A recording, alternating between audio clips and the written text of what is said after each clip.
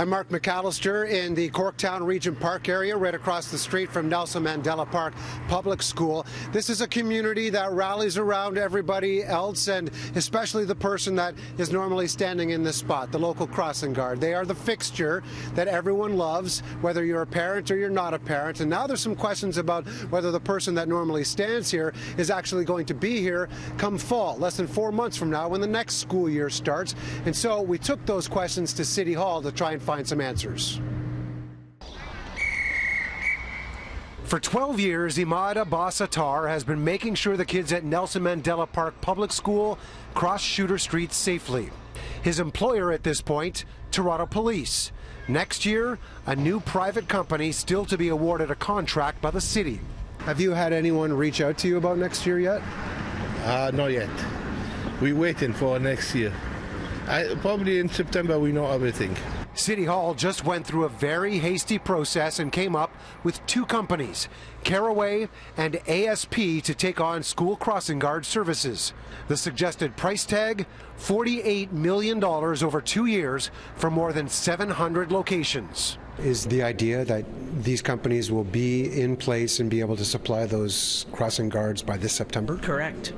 That's what we need to have happen, because the crossing guards are critical to school safety, and we need to make sure we're moving forward. That's a very difficult task. I think that the good news is there's lots of great crossing guards who are already deployed, who worked for police, that will have sort of the first opportunity to fill those positions. While the city says the companies went through a proper analysis and one of them has helped with backup guards in the past, Caraway's experience is with the valet industry, not necessarily in children's safety. So you want to make sure that the right people, they go through the right checks and they have the right training.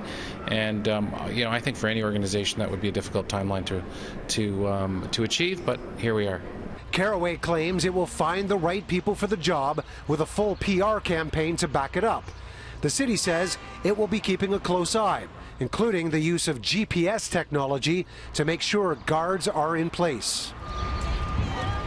Does it mean Imad will be back to greet the kids in the fall?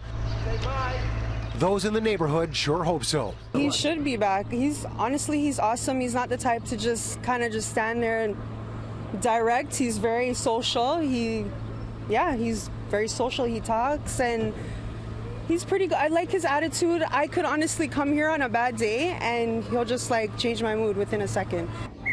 He has established a relationship with our kids. And he's a great guy. I don't think that they should have to lose their job just because they're changing contracts with a new company. I just hope that whoever's behind all of this, that they make the right judgment calls to keep the people that already know the kids, know the families. It's not just a crossing guard. He's the guy that brings the safety to the neighborhood too, right? Well, you can tell there's certainly a love for Imad at this corner and at the school and in this community. There is some questions surrounding whether or not these companies come through, and if they come through, or whether they can't. What happens if those crossing guards aren't in place? Well, the city stumbled with that when they actually said, well, they're going to have to go back to the drawing board and actually approach the companies that didn't win the bid in the first place.